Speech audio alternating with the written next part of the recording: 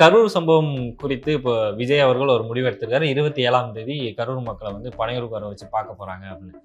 இதை வந்து பொதுவெளியில பல தலைவர்கள் விமர்சிப்பாங்க. ஆனா கட்சி தொண்டர்களே விஜயை எதிர்த்து கேள்வி கேட்க ஆரம்பிச்சிருக்காங்க. நம்ம தலைவர் இவ்வளவு கஷ்டப்பட்டு வராரு, அவரை முதலமைச்சராகலாம் நம்ம சந்தோஷப்பட்டு இருந்தா யாரா அந்த ஜானு வந்துட்டு இந்த வேலையை பண்ணுகிறாப்புல, எல்லாத்தையும் கெடுத்து வச்சுக்கிறாப்புல. யார் இந்த புஷி ஒரு வட்ட செயலாளர் கூட லாய்க்கு இல்லாத ஒரு ஆளு, அவரை போய் பொதுச்செயலாளர் ஆக்குறாரு. இந்த ஜான்லாம் வந்து முட்டு சந்து கூட்டு போற ஆளு, ஒரு ஸ்ட்ராட்டஜிஸ்டே கிடையாது. ஒரு அறிக்கையில் அட்லீஸ்ட் ஒரு ட்வீட்டாவது போடுவார், அதுவும் இல்லை. 25 நாள் போஸ்டர் தான். அப்புறம் எதுக்கு ஸ்ட்ராட்டஜிஸ்ட்? நீங்க எதுங்க 9 கோடி ரூபாங்க சும்மா நீங்க ஒரு இந்த வாரியர்ஸ்ல ஒரு 4 பேரை செலக்ட் பண்ணி ஏதாவது பண்ணுங்க, அது இந்த விஷயம் என்னன்னா இஷ்யூஸ் டெய்லி நீ சொல்லணும், எதாவது அறிக்கையா கொடுக்கணும்னா அவன் தாராளமா பண்ணுவான். நீங்க ஒரு அரசியல் கட்சி நடத்துறீங்கன்னா டெய்லி வர்ற பிரச்சனைக்கு பதில் சொல்லிட்டு பண்ணிட்டு வரும். என்ன பண்றீங்க? இப்போ இவர் என்ன 27ஆம் தேதி இவர் பார்க்க போறாங்க. அதுக்கு முன்னாடி புயல் பார்க்க வருது சென்னை, கனமழை அதி கனமழை எல்லாம் இருக்குது. அப்புறம் எங்க இதுவும் தள்ளி போச்சா?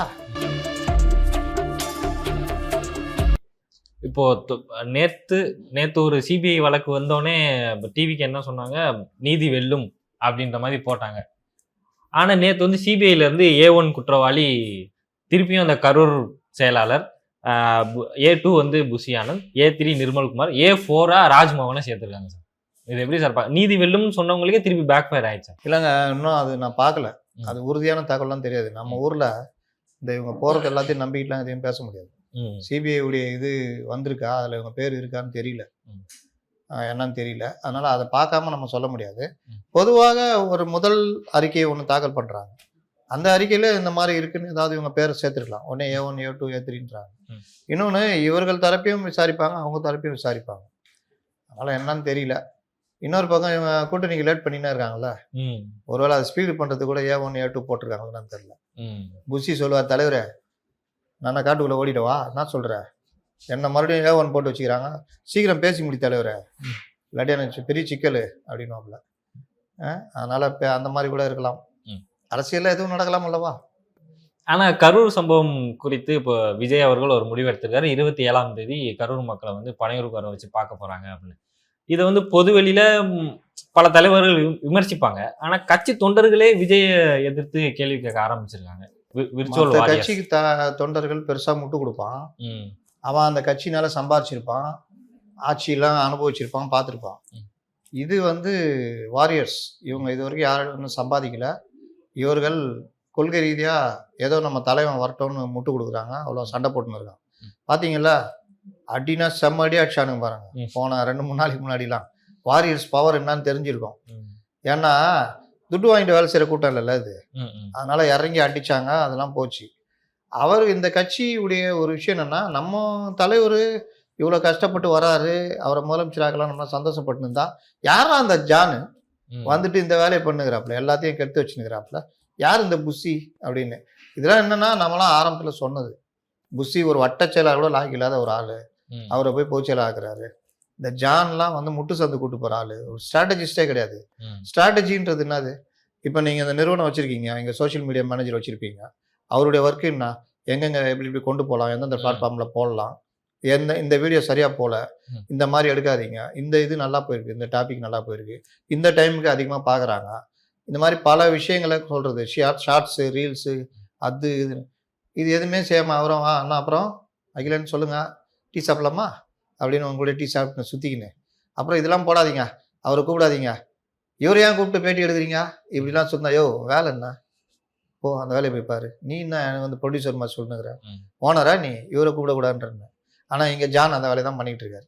காளியம்மாள் எதுக்கு சேர்க்குறீங்க, அதையும் பண்ணுறீங்க, இதையும் உன் வேலை என்ன, இந்த கட்சியை இம்ப்ரூவ் பண்ணுறதுக்கான ப்ரொமோஷன் பண்ணுறதுக்கான வேலை பண்ணணும். இந்த மாவட்டத்தில் இந்த பிரச்சனை இருக்குது, இந்த இஷ்யூ எடுக்கலாம். ஒன்றும் இல்லை, ரொம்ப சிம்பிள். கரூர் பிரச்சனைக்கு அப்புறம் கரெக்டாக 1 மாதம் 27 வந்தா கரெக்டா, இந்த 1 மாதம் தமிழகத்தில் எதுவுமே நடக்கலையா? இப்போ இவ்வளோ நேரம் பேசணும்ல, விவசாயிகள் பிரச்சனை பேசணும்ல, ஏன் இது எல்லாம் ஜானுக்கு தெரியாதா, இல்லை இந்த ஆதவுக்கு தெரியாதா, இல்லை மற்றவங்களுக்கு தெரியாதா? ஒரு அறிக்கை வந்துச்சாங்க, இந்த விவசாயிகளுக்கு ஆதரவாக ஒரு மூட்டைக்கு 40 ரூபா, நீங்கள் தானே பேசுனீங்க. அப்போ மூட்டைக்கு 40 ரூபான்றது கொள்முதல் நிலையத்தில் நடக்கிற பிரச்சனை, அது உண்மைதான். அது இப்போ ஒரு கிட்டத்தட்ட லட்சக்கணக்கான மூட்டை போகும். நீங்கள் மூட்டைக்கு 40 ரூபானா 15 லட்சம் 16 லட்சம்னா 15 லட்சம் இன்ட்டு 40 ரூபா போட்டுக்குங்க, கோடியில் போயிடுமா? இது எல்லாரும் பிரிச்சுக்கிறாங்க, அந்த அயோக்கியத்தனை நடக்குது. அதை விஜய் சொன்னாப்புல. அது ஒன்று சாதாரணனா இந்த கொள்முதலில் நடக்கிற விஷயங்கள் இதெல்லாம் வந்து எவ்வளோ பெரிய விஷயம், விவசாயிகளுடைய வாழ்வாதாரத்தை பாதிக்கிறது. அன்புமணி ராமதாஸ் உட்காந்து அடியன்னு அடிக்கிறாரு, ஏடிஎம்கே களத்தில் இறங்கி அடிக்குது. மற்ற கட்சிகள்லாம் இப்போ பேச சண்முகம் கேட்டிருக்காரு, திருமாவளம் மற்றவங்கலாம் அவர் இந்த வக்கீல் அடிச்ச மாட்டிலே இருக்கிறாப்புல அவர். அதை அந்த வண்டிக்கு டிங்கரிங்க பட்டி இதெல்லாம் பார்த்து பெயிண்ட் அடிச்சு கொடுக்குற வேலை இருக்கிறாரு. அதனால் அவங்க கண்டுக்க மாட்டாங்க. ஆனால் இவங்க எல்லாரும் கேட்குறாங்களா இல்லையா, நீங்கள் என்ன பண்ணீங்க? அரசியல் கட்சி தானே வந்துருக்கீங்க, ஹோட்டல் வந்துக்கிறீங்க. Silent, dead silent sir. ஒண்ணுமே இல்ல, ஒரு அறிக்கை இல்ல, அட்லீஸ்ட் ஒரு ட்வீட்டாவது போடுவார், அதுவும் இல்ல. 25 நாள் போஸ்டர் தான். அப்புறம் எதுக்கு ஸ்ட்ராட்டஜிஸ்ட்? இங்க எதுக்குங்க 9 கோடி ரூபாங்க, எதுக்கு? சும்மா நீங்க ஒரு இந்த வாரியர்ஸ்ல ஒரு 4 பேரை செலக்ட் பண்ணி ஏதாவது பண்ணுங்க, அது இந்த விஷயம் என்னன்னா இஷ்யூஸ் டெய்லி நீ சொல்லணும், எதாவது அறிக்கையா கொடுக்கணும்னா அவன் தாராளமா பண்ணுவான், அப்படி பண்ணுவான். இதுக்கு ஒரு ஸ்ட்ராட்டஜிஸ்டா இருந்தவரான் அவரு. யாரு? பீகார் பிரசாந்த் கிஷோர் கூட இருந்தவரான் அவரு, பெண்ணை உருவாக்குனவர். இன்னொருத்தர் பாஜகவில் ஐடி டீம்ல இருந்தவர், இங்கே ஏடிஎம்கில் இருந்தவர் அவரு. இன்னொருத்தர் இன்கம் டேக்ஸ், சேல் டேக்ஸ், அந்த டேக்ஸ் இந்த டேக்ஸ்லாம் இருந்தவர். அவர் பாவம், ஆனால் அவர் சுற்றி நேர்கிறார் தெரியுமா? இங்கிலீஷில் பேச ஆள் இல்லைன்னு என்டிடிவி அந்த டிவின்னு போய் பேசினுக்கிறார். அவர் தலைவர் என்னை விட்டுரு, பூமியை விட்டு சுற்றுற கோல் மாதிரி நான் வெளியே சுற்றினுக்கிறேன், நீங்கள் எதாவது பார்த்துங்கன்ட்டு அவர் சுற்றினுக்கிறார். அப்புறம் யார்? நம்ம இது ஊர் ராஜ்மோகன், அவரை விட்டா கூட எழுதி கொடுப்பாரு, என்ன பிரச்சனை எழுதி கொடுப்பாரு. அப்போ என்ன லட்சணத்தில் இருக்காங்க? நீங்கள் ஒரு அரசியல் கட்சி நடத்துறீங்கன்னா டெய்லி வர்ற பிரச்சனைக்கு பதில் சொல்லிட்டு பண்ணிட்டு கிடக்கணும். என்ன பண்ணுறீங்க? வெறும் கரூருக்கு போகலாமா வேணாமா தாயப்பாஸ் விளையாடி இருந்தீங்கன்னா என்ன ஆகுது? இப்போ இவர் என்னது 27ஆம் தேதி இவர் பார்க்க போகிறாராம், அதுக்கு முன்னாடி புயல் பார்க்க வருது சென்னைக்கு. அது அப்படி போகுதுன்னு பார்த்தா இவர் போல சார், அங்கேருந்து ஆளை இங்கே கூப்பிட்டு வராங்க. இல்லை அந்த போகிறாருன்னா இது நம்ம வழக்கமாக மகாபலிபுரத்தில் ஒரு இடம் இருக்குது. ஆமாம் சார், அங்கே போகிறாரு. பனையூர் கூப்பிட்டா தானே நீங்கள் பனையூருக்கு அழைத்து பார்த்தார் அப்படின்னீங்க. ஆனால் நானும் கொஞ்சம் மூவ் ஆகிறேன், அவங்களே அங்கேருந்து மூவ் பண்ண சொல்லு. அப்படி அந்த என்ன அது ஒரு சென்டர் ஒன்று இருக்குது அங்கே, ஒரு மண்டபம் மாதிரி. இப்போ இவர் போகிற அன்னைக்கு தான் புயலும் போகுது. அது அப்படி காக்கிநாடா போகும்போது நம்மளை அப்படி பார்த்துட்டு போகுது. அப்படி பார்த்துட்டு போனால ஆனால் கனமழை அதி கனமழைலாம் இருக்குது வட மாவட்டங்களில். அப்புறம் எங்க இதுவும் தள்ளி போச்சா? இது காரணமாக தான் தள்ளி போச்சுன்றது. இன்னும் கொஞ்சம் பேர் விட்டுறாங்க, மகா பெரிய ஜேர்னலிஸ்டுகள். சிபிஐ கிட்ட பர்மிஷன் கேட்கணும், அதான் பிரச்சனை. அதோ கரூர் மாவட்டத்தையே சிபிஐ எடுத்துக்கிட்ட மாதிரி சிபிஐட்டே எதுக்கா பர்மிஷன் கேட்கணும்? இந்த கவர்மெண்ட்டுடைய இது வந்து டிஜிபிட்ட போய் கேட்டீங்க, மாவட்ட எஸ்பிட்டே கேட்டுங்கன்ட்டாங்க.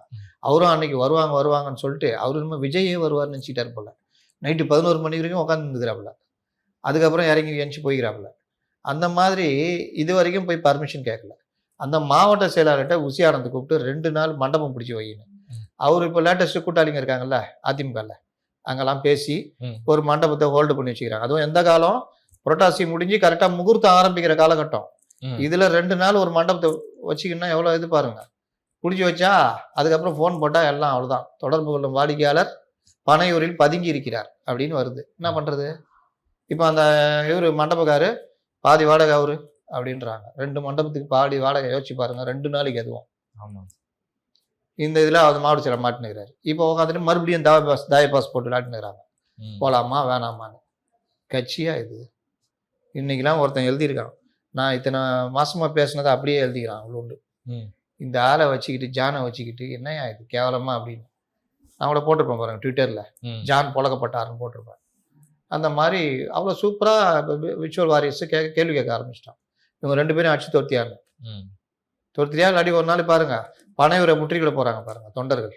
எவ்வளவுதான் முட்டு கொடுக்கறது நாங்க இவங்களுக்கு? இந்த மாதிரி டெட் சைலண்ட்ல இருக்காங்களே, யாராவது துக்க வீட்டுல இருக்கவங்கள தான் வீட்டுக்கு வர வைப்பாங்களா அப்படின்ற கேள்வியை அவங்க கட்சிக்காரங்களே எழுப்புறாங்க. நீங்க எவ்வளவு டீசெண்டா கேக்குறீங்க. ஒருத்தன் போட்டுக்கிறான், நான் போய் பார்த்தேன், இது டிஎம்கே செட்டப் இது வேணும் இல்ல, உண்மையிலேயே விர்ச்சுவல் வாரியர். முன்னாடி ஒரு வார்த்தை போட்டு, நான் நீ மட்டும் கூப்பிட்டேன்னா வச்சுனா அப்ப நான் வேற மாதிரி இருப்பேனா அப்படின்னு போட்டு, அந்த இந்த படம் வட சென்னையில ஒரு இது வரும்ல அதை போட்டு வச்சுக்கிறான். அப்போ அவன் ஒவ்வொருத்தருக்கும் அடிப்படை சாதாரண இளைஞர்களுக்கே புரியுது, துக்க வீடுனா நம்ம தான் ஏன் போகணும், நம்ம தான் அவங்களோட போய் கலந்துக்கணும், துட்டை மட்டும் கொடுத்துட்டுனா கூப்பிட்டேன்னா என்ன ஆகுது அப்படின்னு. அப்போ இது என்ன பிரச்சனைனா, பொதுவாக ஒரு பிரச்சாரம் வரும்ல, ஐயோ என்ன எப்போ பார்த்தாலும் இருந்தாலும் பண்ணையார் மாதிரி இருக்கிறாங்க, அது அவங்களே சேர்த்து பாதிக்குது. எவ்வளோதான் முட்டு கொடுக்குன்னு கேட்குறாங்கல்ல, அவங்க உண்மையிலேயே பாவம். இந்த ஐடிவிங்லேருந்து டிஎம்கேலேருந்து இந்த இது அப்புறம் பத்திரிகையாளர் போர்வையில் இருக்கிறவன், கட்சி போர்வையில் இருக்கிறவன், கூட்டணி போர்வையில் இருக்கிறவன், கண்டவனும் பேசுகிறான், டிவியில் பேசுகிறான், திட்டுறான்ல. அப்போ அதெல்லாம் எதிர்த்து இவனுக்கு பதில் சொல்லிட்டு இருக்கிறானுங்க. இவனுக்கு இன்னும் அமௌண்ட் அனுப்புகிறாங்க மாதம். இவனுலாம் பதில் சொல்கிறான். அதில் தப்பாக பதில் சொல்லிட்டு உணர்ச்சி சொன்னால் அரெஸ்ட் பண்ணி உள்ளே வேற போடுறாங்க. நடக்குதா இல்லையா? அப்போ அவ்வளோ போராடிக்கிட்டு இருக்கிறவங்களுக்கு வந்து இந்த வயிற்றுச்சல் இருக்குமா இருக்காதா? உனக்கு ஒரு 9 கோடி ரூபா கொடுத்து ஸ்ட்ராட்டஜிஸ்ட் வேலை பாருனா, நீ இந்த வேலை பண்ணிட்டு இருக்கிற, என் தலைவனை முட்டு சேர்த்து கூப்பிட்டு போகிறேன்னா அவனுக்கு கோவம் வருமா வராதா? அந்த கோவம் தான் வெளிப்படுது. அதனால் இதுக்கு பிறகு இவர் வந்து பண்ணலன்னா ரொம்ப கஷ்டங்க. இன்னொரு விஷயம், அரசியல் ரீதியாக தனியாக நிற்கிறது இதெல்லாம் பண்ணாருன்னா வேலைக்கு ஆக மாட்டார். அடித்து கரப்பாம்பூச்சி நசிக்கிற மாதிரி நசிக்கிடுவாங்க. என்டிஏ போனார்னா தப்பிச்சிக்கலாம்.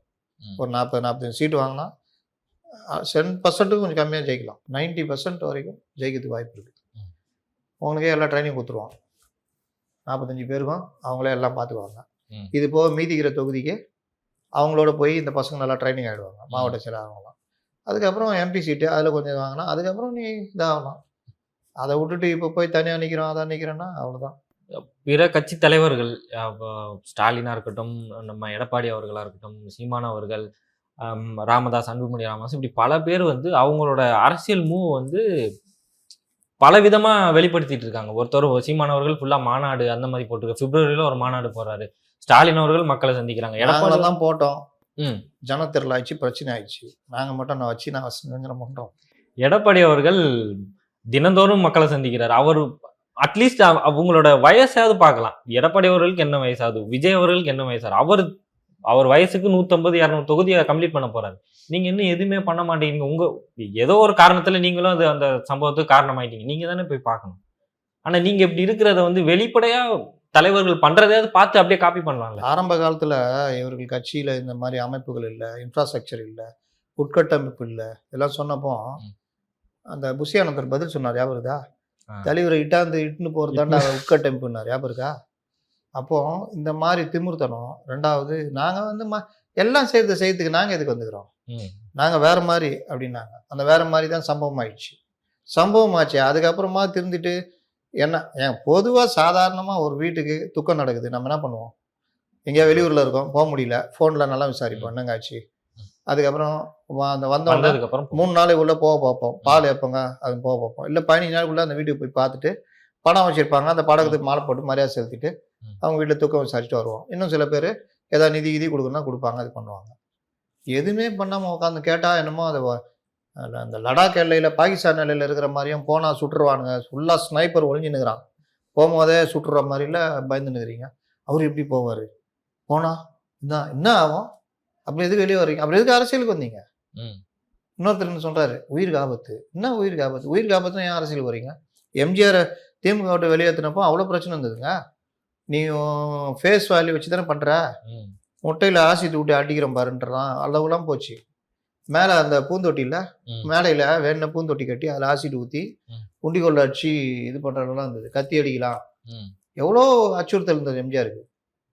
அந்த மாதிரிலாம் அதெல்லாம் மீறி தானே அவர் பண்ணார். அன்றைக்கி என்ன பாதுகாப்பு ஏற்பாடு இருந்தது? இன்றைக்கி மாதிரி கேரவானு, சிசிடிவி இதெல்லாம் இருந்தது. யார் பண்ணாலும் யாரை கண்டுபிடிக்க முடியும்?